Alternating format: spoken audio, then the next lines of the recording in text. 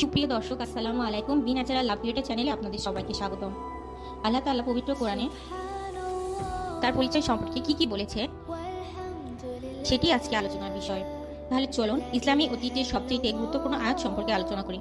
সেটি হলো আয়াতুল কুরসি, আল কোরআনের সবচেয়ে শক্তিশালী আয়াত। বিসমিল্লাহির রহমানির রহিম। আল্লাহু লা ইলাহা ইল্লা হুয়াল হাইয়ুল কাইয়্যুম লা তাখুযুহু সিনাতুন ওয়া লা নাওম লাহু মা ফিস সামাওয়াতি ওয়া মা ফিল আরদ মান যাল্লাযী ইয়াশফাউ ইনদাহু ইল্লা বিইজনিহি يعلم ما بين أيديهم وما خلفهم ولا يحيطون بشيء من علمه إلا بما شاء وسع كرسيه السماوات والأرض ولا يؤوده حفظهما وهو العلي العظيم। আল্লাহ, তিনি ব্যতীত কোনো উপাস্য নেই। তিনি স্বাধীন ও নিত্য নতুন ধারক, সব কিছুর ধারক। তন্ত্রা ও নিদ্রা তাকে স্পর্শ করে না। নবমণ্ডল ও ভূমণ্ডলে যা কিছু রয়েছে সবই তার। কে আছে এমন যে তার অনুমতি ব্যতীত তার নিকট সুপারিশ করতে পারে?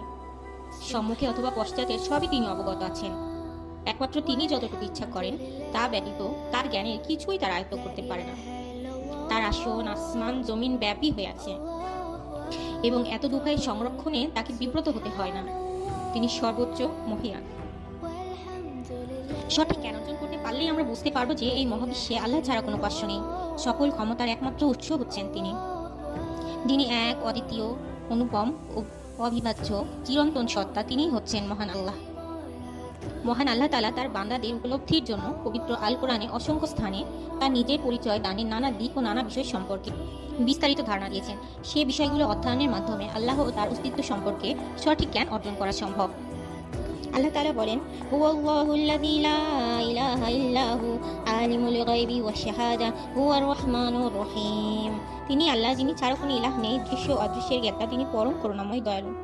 হুয়াল্লাহুল্লাযী লা ইলাহা ইল্লা হুয়াল মালিকুল কুদ্দুসুস সালামুল মুমিনুল মুহাইমিনুল আজিজুল জাব্বারুল মুতাকাব্বির সুবহানাল্লাহি আম্মা ইউশরিকুন।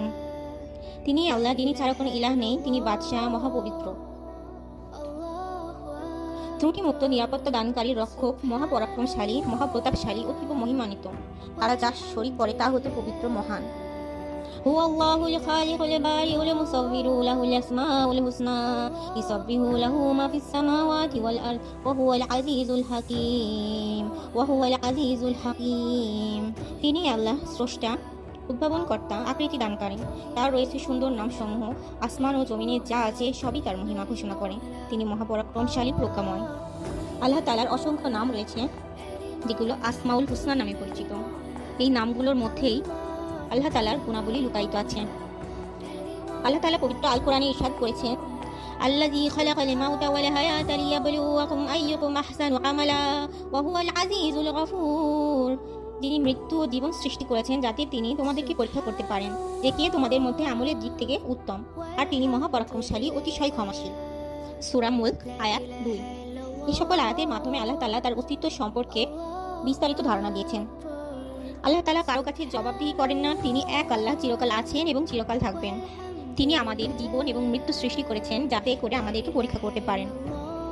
আল্লাহ তাআলা পবিত্র আল কোরআনে বলেছেন, যদি আকাশমণ্ডলী ও পৃথিবীতে আল্লাহ ছাড়া অন্য কোনো উপাস্য থাকতো তাহলে নিশ্চয়ই তা ভ্রষ্ট হয়ে যেত, ধ্বংস হয়ে যেত। সূরা আল আম্বিয়া আয়াত 22। সুতরাং আল্লাহ ছাড়া অন্য কোনো উপাস্য নেই, তাই আমাদের একমাত্র আল্লাহরই ইবাদত করা উচিত। সূরা আল ইখলাসে আল্লাহ তাআলার একত্ব এবং তার পরিচয় সম্পর্কে বিস্তারিত ধারণা পাওয়া যায়। কুল হুয়াল্লাহু আহাদ, বলো তিনি আল্লাহ এক, অদ্বিতীয়। আল্লাহুস সামাদ, আল্লাহ কারো মুখাপেক্ষী নন, সকলেই তার মুখাপেক্ষী। লাম ইয়ালিদ ওয়া লাম ইউলাদ, তিনি কাউকে জন্ম দেননি, তাকেও জন্ম দেওয়া হয়নি।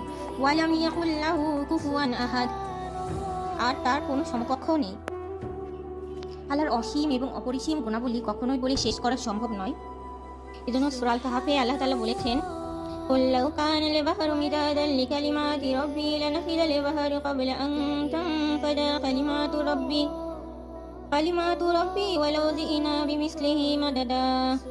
বলো, আমার রবের কথা লেখার জন্য সমুদ্র যদি কালি হয়ে যায় তবে সমুদ্র নিঃশেষ হয়ে যাবে আমার রবের কথা শেষ হওয়ার আগে, যদিও এর সাহায্যার্থে অনুরূপ আরও সমুদ্র নিয়ে আসি।